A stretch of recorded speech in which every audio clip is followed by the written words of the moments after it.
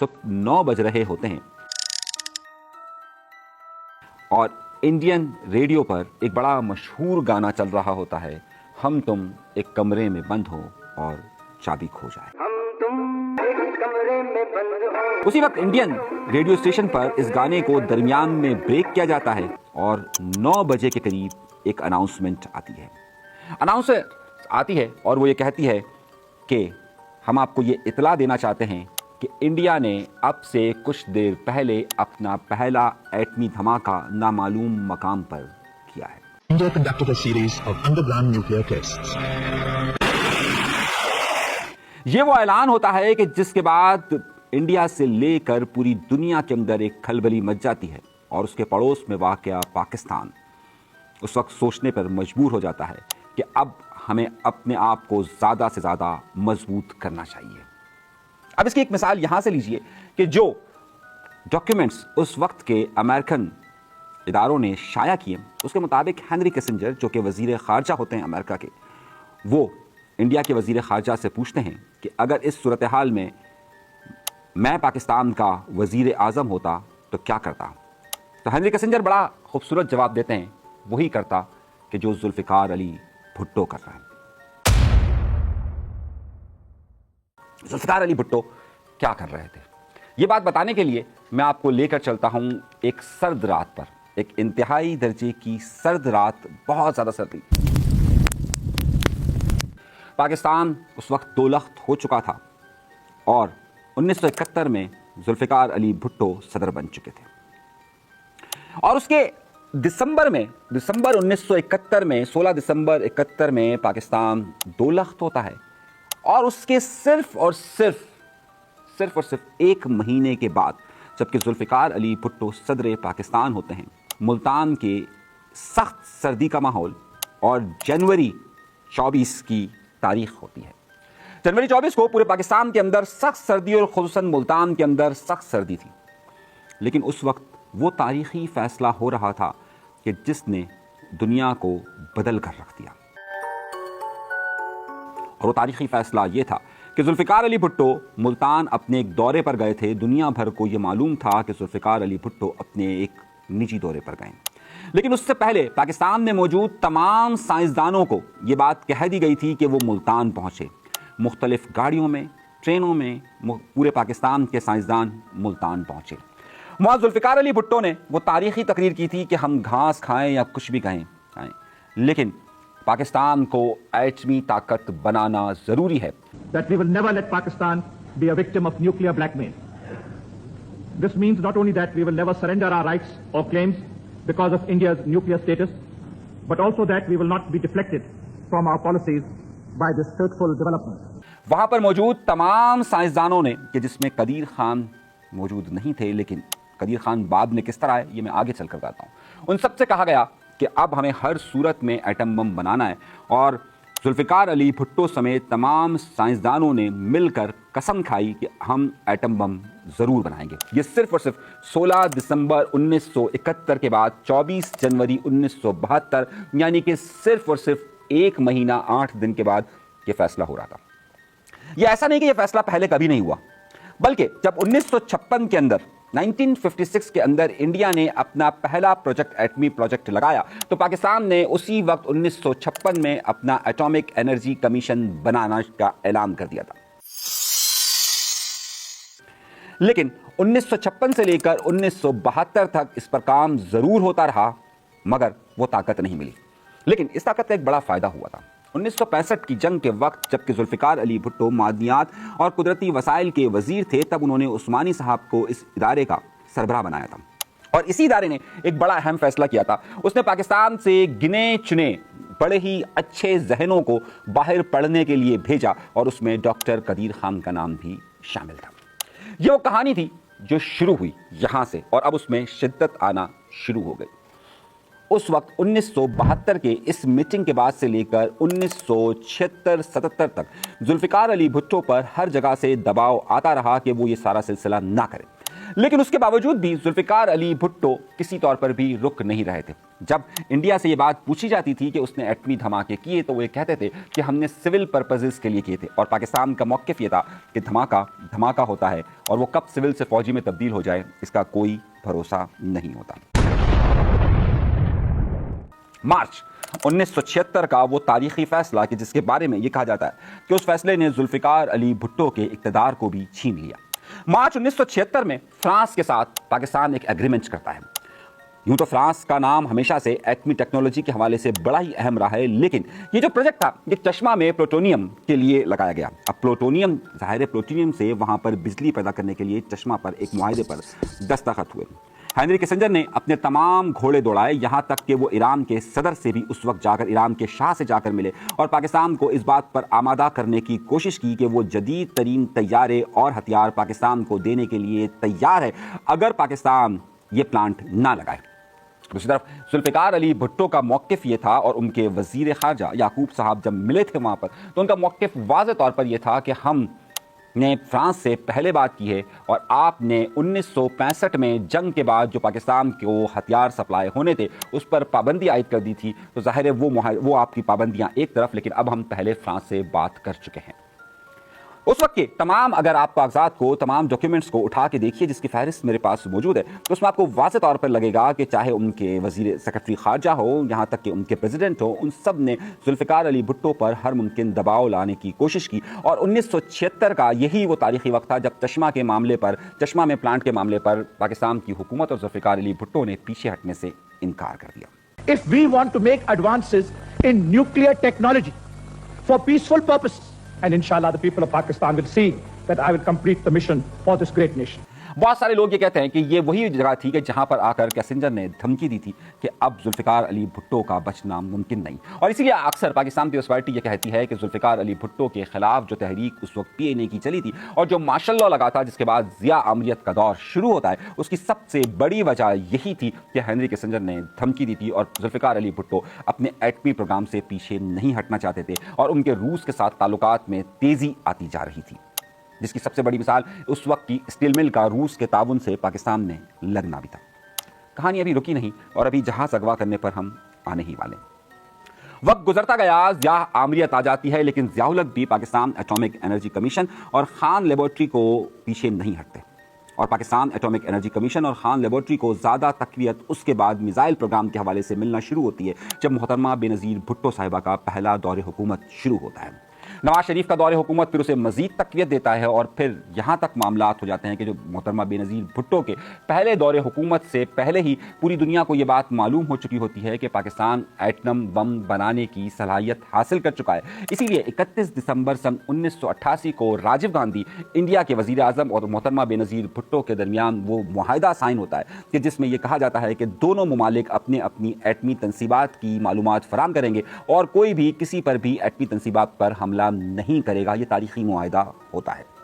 اب کہانی آگے بڑھتی ہے, اور کہانی یہ بڑھتی ہے کہ انڈیا ہر صورت میں یہ چاہتا ہے کہ وہ اپنے آپ کو مزید طاقتور ثابت کرے. اس کے لیے وہ 11 مئی کا انتخاب کرتا ہے. انہوں نے پچھلا جو دھماکے کیے تھے وہ 18 مئی کو کیے تھے, 18 مئی 1974 کو کیے تھے 1974 میں, اور اس کے بعد اب وہ دھماکے کرتے ہیں 11 تاریخ کو. پہلے 4 دھماکے کرتے ہیں اور پھر 13 تاریخ کو ایک اور دھماکہ کرتے ہیں. 5 دھماکے کر اپنی سپریمیسی کا اظہار کرتے ہیں. 11 تاریخ کو جیسے ہی انڈین میڈیا پر یہ خبر آتی ہے کہ انہوں نے ایک بار پھر دھماکے کیے, پاکستان کے اس وقت کے وزیر اعظم اور اس وقت کے chief of army staff general Jahangir کرامت اور اس وقت کے تمام لوگوں کی ایک سائنسدانوں کی میٹنگ ہوتی ہے. اس میٹنگ کے اندر تمام لوگ موجود ہوتے ہیں جس میں پاکستان ایٹامک انرجی کمیشن کے سربراہ سمر مبارک من اور اس کے ساتھ ساتھ خان لیبارٹری کے سربراہ ڈاکٹر عبدالقدیر خان بھی شامل ہوتے ہیں. اور یہ بات کہی جاتی ہے, اس میں یہ نقطہ نہیں ہوتا کہ پاکستان کو ایٹمی دھماکے کرنے ہیں یا نہیں کرنے. اس میں تمام لوگ اس بات پر متفق ہوتے ہیں کہ پاکستان کو ایٹمی دھماکے کرنے چاہیے. وہاں پر اگر ایک ہلکی سی آواز جو آتی ہے وہ اس وقت کے وزیر خارجہ سرتاج عزیز کی آتی ہے, جو یہ کہتے ہیں کہ پاکستان نے اگر ایٹمی دھماکے کیے تو اس کے بعد ان کے اوپر بہت ساری پابندیاں لگ سکتی ہے. انڈیا کے دھماکوں کے فوراً بعد اگر آپ ایک کتاب اٹھا کے دیکھیے, میں آپ کو ابھی اس کا لنک بھی بھیج دیتا ہوں, دی مین فرام پاکستان. اگر آپ اس کتاب کو اٹھا کے دیکھیے جو اس وقت کے حالات کی بڑی اچھی عکاسی کرتی ہے, اور اس کے ساتھ ساتھ ایک اور کتاب آپ اگر ڈسیپشن اٹھا کے دیکھیے تو وہ بھی اس پوری صورتحال کو بہت زیادہ واضح کرتی ہے, جس میں یہ بات آتی ہے کہ بل کلنٹن اس وقت کے امریکی صدر فوری طور پر وزیر اعظم नवाज शरीफ को कॉल करते हैं और उनसे कहते हैं कि अगर आप ये धमाके नहीं करते हैं और अगर आप इस सारे मामला से पीछे हटते हैं तो हम आपको हथियार और जहाज़ F-16 जहाज़ देने के लिए तैयार है। ये बिल्कुल उसी तरीके की पेशकश होती है कि जिस तरीके से जुल्फिकार अली भुट्टो को चश्मा के मामले पर दी जाती है, लेकिन जुल्फिकार अली भुट्टो पीछे नहीं हटते। एक हैरत अंगेज उनसर यही है कि कैसेंजर जो उस वक्त के वजीर खारजा होते हैं, वो अमेरिकन वजीर सेक्रेटरी खारजा, वो उस वक्त वाज़े तौर पर ये कह रहे होते हैं कि मैं वही करता जो जुल्फिकार अली भुट्टो कर रहे हैं। तो जाहिर सी बात है कोई भी वजीर आजम होता इस वक्त नवाज शरीफ होते तो फिर वही करते। तो उस अहम मीटिंग के अंदर कि जिसमें पाकिस्तान की अस्करी क़यादत, वजीर आजम नवाज शरीफ और उनके साथ डॉक्टर अब्दुल कदीर खान लेबॉर्ट्री के समर मुबारक मन जो कि पाकिस्तान एटॉमिक एनर्जी कमीशन के सरबराह होते हैं, ये सब लोग वहाँ पर मौजूद होते हैं और सिर्फ ये बात हो रही होती है कि अब धमाके कौन करेगा। ये बहुत ही अहम बात होती है। खान लेबॉर्ट्री यानी कि डॉक्टर अब्दुल कदीर खान ये इस बात का ऐलान करते हैं कि धमाके हमारी तरफ से होना चाहिए क्योंकि सारे सिस्टम में हमारा एक बड़ा अहम किरदार रहा है। दूसरी तरफ इस सारे मामले में समर मुबारक मंद इस बारे में जोर देते हैं कि पाकिस्तान एटॉमिक एनर्जी कमीशन इस हवाले से पहले कोल्ड एक्सपेरिमेंट्स कर चुकी है, तो उन्हें इस बात की इजाज़त दी जाए कि वो करें। लेकिन सवाल ये होता है कि कौन करेगा और कहाँ करेगा। जिस तरीके से इस बात पर मुकम्मल इत्तेफाक होता है कि पाकिस्तान को एटमी धमाके करने चाहिए, बिल्कुल इसी तरीके से एक बात पर सब लोगों का इत्तेफाक होता है कि ये धमाके किस जगह पर होने चाहिए। और ये धमाके होने चाहिए किस जगह पर? ये धमाके होने चाहिए चागी के मकाम पर। चागी बलूचिस्तान का सबसे बड़ा डिस्ट्रिक्ट कहलाता है और तकरीबन 200 किलोमीटर की ये चागी की पर मुश्तमिल है। 200 किलोमीटर पर आते पर यह फैला हुआ पाकिस्तान का सबसे बड़ा डिस्ट्रिक्ट है। पाकिस्तान का ये वो वाहिद डिस्ट्रिक्ट है कि जिसकी सरहद 2 ममालिक के साथ मिलती है, यानी कि अफगानिस्तान और ईरान के साथ। चागी में कुल उस वक्त आबादी का रुझान बहुत ज़्यादा कम था और चागी का ही एक मखसूस इलाका कि जिसको तकरीबन 344 मुरब्बा किलोमीटर पर मुश्तमिल एक इलाका के जो कि रास कोह कहलाता है। अब रास कोह का भी एक बड़ा ही अहम इलाका के जो कि दोस्तान वड के नाम से है और इसका गाँव छतर, यानी कि मैं आपको पूरी तफसील इस तरीके से बता रहा हूँ। अगर आप बलूचिस्तान को देखिए, बलूचिस्तान का सबसे बड़ा, बल्कि पूरे पाकिस्तान का सबसे बड़ा डिस्ट्रिक्ट चागी, और चागी में रासको कहा पहाड़ी सिलसिला और रासको के पहाड़ी सिलसिले पर वाक़या दोस्तान वड के जो कि 344 मुरब्बा किलोमीटर पर फैला हुआ है और उसका गाँव छतर। ये मकाम पाकिस्तान ने आज से यानी कि 1998 पे जब पाकिस्तान धमाके करने का फैसला कर चुका था, उससे 10 साल पहले इस जगह का तयन हो गया था। और इस जगह की सबसे अहम वजह यह थी कि यहाँ पर इस पूरे डिस्ट्रिक्ट, इस पूरी जगह पर जो कुल आबादी थी वो पूरी कुल आबादी थी 200 अफराद की, जिन्हें वहाँ से हटा दिया गया था। उसके साथ ही बिल्कुल साथ ही सहराए खारान का इलाका है जहाँ पर पाकिस्तान ने अपना छठा धमाका किया था। तो उसकी तफसीलात मैं आगे चलकर आपको बताऊंगा, लेकिन इस वक्त नुकता यह कि इस 2 नुकात पर पाकिस्तान की उस वक्त की पूरी क़यादत बिल्कुल हाँ कर रही थी। पहली क़यादत, हमें एटमी धमाका करना है। दूसरी ये कि वो चागी के मकाम पर होगा। लेकिन कौन करेगा, अभी ये फैसला नहीं हुआ था। क्या समर मुबारक मन की टीम करेगी या फिर डॉक्टर अब्दुल कदीर खान की टीम करेगी। उसी दौरान बिल क्लिंटन का फ़ोन आया और फिर अगले ही दिन यानी कि 14 तारीख को अमेरिका का एक बहुत ही हाई ऑफिशियल, बहुत ही बड़ा वफ्द पाकिस्तान आता है। वो नवाज शरीफ साहब को हर उस बात के लिए एग्री करने की कोशिश करते हैं कि वो उस बारे में इत्मीनान का इजहार करें। नवाज शरीफ साहब उनसे कहते हैं कि हम इस पर सोच रहे हैं, लेकिन सोच वो चुके थे। और 15 तारीख को जब वो वहाँ पर मौजूद था उनका वफ्द, उसी वक्त पाकिस्तान की जो अहम कमेटी यानी नेशनल सिक्योरिटी कमेटी, आप उसका नाम दे दीजिए, उसकी मीटिंग जारी थी और जिसमें फैसला हो चुका था। और अगली शब को यह फैसला हुआ कि इसको समर मुबारक मंद की टीम यानी कि पाकिस्तान एटॉमिक एनर्जी कमीशन की टीम करेगी। अब यहाँ से एक नई बहस का आगाज़ होता है। जब समर मुबारक मंद को कहा जाता है तो फिर 18 तारीख को एक और इजलास होता है और उस इजलास में यह फैसला किया जाता है कि कितने दिन में यह हो सकता है, जिस पर समर मुबारक मंद की यानी कि पाकिस्तान एटॉमिक एनर्जी कमीशन की टीम यह कहती है कि यह 10 दिन में मुमकिन होगा। मकाम का तयन हो चुका होता है। अगले दिन जनरल जहांगीर करामत से मिलने के लिए जाते हैं डॉक्टर अब्दुल कदीर खान साहब और वो कहते हैं कि खान लेबॉर्ट्री ने इसमें बहुत बड़ा किरदार अदा किया था, लेकिन खान लेबॉर्ट्री को ये धमाके करने के लिए क्यों नहीं कहा जा रहा, उन्हें ये मौका दिया जाना चाहिए ताकि वो ये कर सके। जनरल जहांगीर करामत कहते हैं कि इस हवाले से फैसला हो चुका है, लेकिन आप एक और धमाका ज़रूर करेंगे और जब ये 5 धमाके हो रहे होंगे तो उस वक्त आप वहाँ मौजूद ज़रूर हों। ये सारी बात होगी और उनकी पूरी टीम भी वहाँ पर मौजूद होगी। ये सारे मामले 18 तारीख को चल रहे थे कि एकदम और बड़ी खबर आ जाती है। पाकिस्तान अपनी तैयारी कर रहा होता है, अमेरिका का दबाव बढ़ रहा होता है और 24 तारीख को एक ऐसा वाक़या पेश आ जाता है कि जिसकी किसी को भी तवक्को नहीं थी। 24 तारीख को बलूचिस्तान के इलाके तुर्बत के मकाम से एक जहाज़ उड़ता है। जैसे ही जहाज़ हवाओं में जाता है, वैसे ही सिर्फ 10 मिनट के अंदर 3 अफराद अपना असला निकाल कर जहाज़ के कैप्टन के रूम में आ जाते हैं और उनसे कहते हैं कि इस जहाज़ को दिल्ली ले जाया जाए। उनके पास तमाम के तमाम नक्शे मौजूद थे और वे कहते हैं कि इस जहाज़ को दिल्ली लिया जाए। उसी वक्त कुछ वाक़यात पीछे रोनुमा होते हैं और जिस शख्स ने उनके सर पर पिस्तौल रखी हुई होती है उसकी निगाह हट जाती है और उसी वक्त कैप्टन एक अलार्म बजा देता है। جس کے بعد پورے پاکستان کو یہ بات پتہ چل جاتی ہے اور تمام سیکورٹی ہائی الرٹ کر دی جاتی ہے کہ پاکستان کا ایک جہاز اغوا ہو چکا ہوتا ہے. نیچے سب کو معلوم ہوتا ہے کہ الارم بج چکا, لیکن جہاز میں جو 3 لوگ موجود ہوتے ہیں انہیں نہیں معلوم ہوتا. جہاز آگے کی طرف بڑھ رہا ہے اور ظاہر سی بات ہے پاکستان کے تمام ایئرپورٹس کو یہ بات معلوم ہو چکی ہوتی ہے. ایسے ہی وقت میں حیدرآباد کے اندر تمام لائٹیں بند ہوتی ہیں, جہاز کے ایئرپورٹ کی پورے پاکستان کے تمام ایئرپورٹس کی لائٹس بند کر دی جاتی ہے. جیسے ہی اور تمام ایئرپورٹس سگنل کا انتظار کر رہے ہوتے ہیں. جو کیپٹن ہوتا ہے وہ انتہائی عقل مندی کا مظاہرہ کرتے ہیں اور حیدرآباد کے اوپر جب پاکستان کے حیدرآباد کے اوپر جب جاتے ہیں تو کہتے ہیں کلو ڈیٹا, یعنی کہ حیدرآباد ہے. پہلے ہی معلوم ہو چکا ہوتا ہے کہ جہاز اغوا ہوا ہے تو دوسری طرف سے آواز آتی ہے جی کلو ڈیٹا. حیدرآباد کا نام آپ نے سنا ہوگا, پاکستان کا شہر حیدرآباد, سندھ کا سب سے خوبصورت شہروں میں سے ایک شہر حیدرآباد. اس شہر کو کلو ڈیٹا کہا جاتا ہے ایئر اسپیس کی زبان میں. اب وہ لوگ جنہوں نے جہاز اغوا کیا ہوتا ہے وہ جہاز کو نیچے کی طرف آنے کا کہتے ہیں, لیکن اس سے پہلے ایک بات کی کنفرمیشن کی جاتی ہے کہ یہ کون سا ایئرپورٹ ہے, کیونکہ نیچے سب کو بات معلوم ہوتی ہے. پائلٹ کہتا ہے کہ کیا یہ گجرات کا بھوج ایئرپورٹ ہے, تو دوسری طرف سے آواز آتی ہے جی یہ گجرات انڈیا کا بھوج ایئرپورٹ ہے. جس کے بعد جہاز نیچے لینڈ کر جاتا ہے. اس کے بعد جہاز کا یہ کہا جاتا ہے کہ جی جو شخص ان سے ملنے کے لیے آ رہا ہے وہ ہندی زبان کو استعمال کرتا ہے, کپڑے اور اپنے چہرے پر اپنے ماتھے پر ایک ٹیکا لگاتا ہے اور اس کے بعد اندر جاتے ہیں اور کہتے ہیں ویلکم جی, آپ کو گجرات میں ہم ویلکم کہتے ہیں. جو اس وقت اغواکار ہوتے ہیں وہ یہ بات سمجھ رہے ہوتے ہیں کہ یہ انڈیا ہی ہے, لیکن در حقیقت وہ انڈیا نہیں ہوتا. اب 3 لوگ وہاں پر ہوتے ہیں اور یہ 3 لوگ اپنے تعلق کو بلوچ اسٹوڈنٹ آرگنائزیشن سے یعنی کہ BSO سے اپنے تعلق کو بتاتے ہیں اور وہ یہ کہتے ہیں کہ چاغی پر ایٹمی دھماکہ نہیں ہونا چاہیے اور بلوچستان کو ان کے حقوق ملنے چاہیے.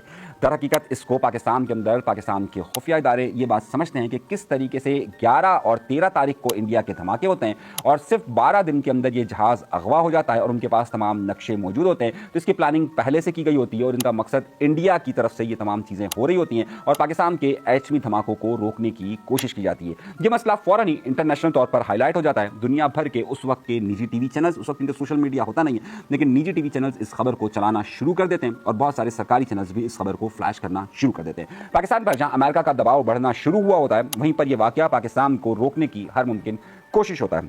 جس طریقے سے یہ کہا جاتا ہے کہ پراکسی, تو اسی طریقے سے انہیں بھی ایک پراکسی سمجھا جاتا ہے اور انہیں یہ سمجھا جاتا ہے کہ یہ انڈیا کی طرف سے لانچ کیا گیا ہے. اس وقت کی حکومت اور اس وقت کے حکمران اور اس وقت کی پاکستان کی عسکری قیادت ان لوگوں پر آپریشن کرتی ہے اور ان تینوں لوگوں کو گرفتار کر لیتی ہے. یہ معاملہ یہاں ختم نہیں ہوتا. اب ظاہر سی بات ہے 24 تاریخ ہو چکی ہوتی ہے. 26 تاریخ کو پاکستان کی چاغی کے مقام تک 26 تاریخ تک پاکستان کے C-30 طیاروں کے ذریعے بہت سارا سامان اس چاغی کے مقام پر پہنچا دیا جاتا ہے. تقریباً 3000 فٹ لمبی ایک سرنگ کھودی جاتی ہے اور جہاں پر قریباً 6000 سیمنٹ کی بوریوں اور 6000 ریتی کے ذریعے اسے بند کیا جاتا ہے. دوسری طرف وہاں پر 5 ڈیوائسز لگائی جاتی ہیں اور ان ڈیوائسز کو کنیکٹ کیا جاتا ہے. جب یہ 5 ڈیوائسز کو لگا کر کنیکٹ کر دیا جاتا ہے 18 تاریخ کے بعد 10 دن کا ٹائم یعنی 28 تاریخ کا دن طے ہوتا ہے. 26 تاریخ کو تمام تجرباتی چیزیں مکمل ہو جاتی ہیں. ایک خصوصی جہاز کے ذریعے ڈاکٹر عبدالقدیر خان کی ٹیم بھی وہاں پر ان تمام چیزوں کو آبزرو کرنے کے لیے موجود ہوتی ہے. اس وقت بھی امریکہ کے صدر کلنٹن کی طرف سے آخری فون آتا ہے اور پاکستان کی طرف سے وزیر اعظم اس وقت کے نواز شریف کی طرف سے یہ موقف دیا جاتا ہے کہ ہم ہر صورت میں انٹرنیشنل قوانین کی پابندی کریں گے. نہ اس میں اس بات کا ذکر کیا جاتا ہے کہ ہم ایٹمی دھماکے کریں گے, نہ اس کا کہا جاتا ہے کہ ہم نہیں کریں گے, جبکہ کلنٹن کی طرف سے دعویٰ ہوتا ہے کہ پاکستان کیا چاغی کے مقام پر کچھ کر رہا ہے اور پاکستان اس کو ڈینائی کرتا ہے کہ ہم اس وقت کچھ بھی نہیں کر رہے ہیں. اسی طرح کی 16 تاریخ کی جو اس وقت ڈاکیومنٹ سامنے آئے اس میں 16 تاریخ کو امریکن انٹیلیجنس کو یہ رپورٹ مل جاتی ہے کہ 18 مئی کے دن کچھ چاغی کے مقام پر کچھ ایسی چیزیں دیکھی گئی ہیں جس سے شبہ ہو سکتا ہے کہ یہاں پر دھماکے ہو سکتے ہیں. بہرحال 28 تاریخ کو دھماکہ ہوتا ہے اور شام 6 بجے پاکستان کے ٹی وی چینل, اس وقت پاکستان کا ایک ہی پرائیویٹ ٹی وی چینل, ایک ہی سرکاری ٹی وی چینل ہوتا ہے PTV, اس پہ نواز شریف صاحب خطاب کرتے ہیں اور وہ اس بات کا اعلان کرتے ہیں کہ پاکستان نے ایٹمی دھماکے کر دیے ہیں. اور ساتھ میں ان کا ایک جملہ بہت زیادہ مشہور ہوتا ہے کہ اب کوئی بھی پاکستان پر نیوکلیائی شبخون نہیں مار سکتا ہے. نیوکلیائی شبخون کا مطلب ظاہر آپ سمجھ سکتے ہیں کہ ایٹمی دھماکے اس طریقے سے نہیں کر سکتا ہے. اس وقت ظاہر جو رنجشیں تمام لوگوں کے درمیان ہوتی ہے جس میں سمر مبارکبند اور ڈاکٹر عبدالقدیر خان کا ہو, لیکن جیسے یہ دھماکے ہوتے ہیں سب خوش ہوتے ہیں. اس کے 2 دن کے بعد حرام کے مقام پر یعنی کہ چاغی کے ساتھ ہی یعنی راسکو کے ساتھ ہی ایک صحرائی سلسلہ ہے جسے صحرائے خارام کہا جاتا ہے. اس صحرائے خارام نے پاکستان اپنا چھٹا دھماکہ کرتا ہے اور یہ دھماکہ خان لیبارٹری کے زیر اثر ہوتا ہے اور اسے ڈاکٹر عبدالقدیر خان بھی کر رہے ہیں. یہ مختصر سی تاریخ صرف یہ بتانے کے لیے عرض تھی کہ پاکستان پر ایٹمی دھماکوں کے حوالے سے جہاں دباؤ رہا ہوں، پاکستان کی ایٹمی صلاحیت کے حوالے سے بھی پاکستان پر سن 1956 سے لے کر اب تک یہ دباؤ کا سلسلہ جاری ہے۔ پاکستان ایک نیوکلیئر اسٹیٹ ہے، اسی لیے ہمیشہ سے دنیا کی نظر اس پر یہ فوکس کرتی ہے کہ کہیں پر بھی اس کا سرحدی تناؤ اس طرح کا نہ بڑھے کہ جس پر یہ جنگ شروع ہو سکے۔ انڈیا نے ہر ممکن کوشش کی کہ پاکستان کو نیوکلیئر اسٹیٹ نہ بننے دے، وہیں پر امریکہ نے پاکستان پر ہر ممکن پابندیاں لگا کر اور حکومتیں تبدیل کر کر اس بات کو یقینی بنانے کی کوشش کی کہ پاکستان ایٹمی دھماکے نہ کرے، لیکن پاکستان نے ایٹمی دھماکے بھی کیے اور پاکستان نے اس کے ساتھ ساتھ ایٹمی صلاحیتوں میں بھی اضافہ کیا۔ اس طاقت کے پیچھے کئی گمنام سپاہی ہیں، اور وہ گمنام سپاہی چاہے عثمانی صاحب کے طور پر ہوں، چاہے پھر کئی اور انجینئرز کے طور پر ہوں، ان سب کا ایک کردار رہا ہے، اور جس کی بنیاد پر پاکستان آج ایک نیوکلیئر اسٹیٹ ہے۔ اس میں پاکستان کے حکمرانوں سے ہم لاکھ شکوے کر سکتے ہیں، لاکھ گلے کر سکتے ہیں، ضیاء کی آمریت کی بات بھی کر سکتے ہیں، ہم دیگر ناانصافیوں کی بھی بات کر سکتے ہیں، لیکن ان سب میں جو ایک بات یکساں تھی، چاہے وہ ضیاء الحق ہو، چاہے وہ محترمہ بے نظیر بھٹو صاحبہ ہو، چاہے نواز شریف صاحب ہوں، چاہے عمران خان ہو، چاہے پرویز مشرف ہو، ان سب نے پاکستان کی نیوکلیائی صلاحیتوں کو ہمیشہ بڑھانے میں بڑا ہی اہم کردار ادا کیا ہے۔ اسی تمام شکریہ کے ساتھ پاکستان کی پوری قوم کو ہمیشہ سے اپنے اس دفاعی صلاحیت پر فخر رہا ہے۔ اجازت دیجیے گا، پاکستان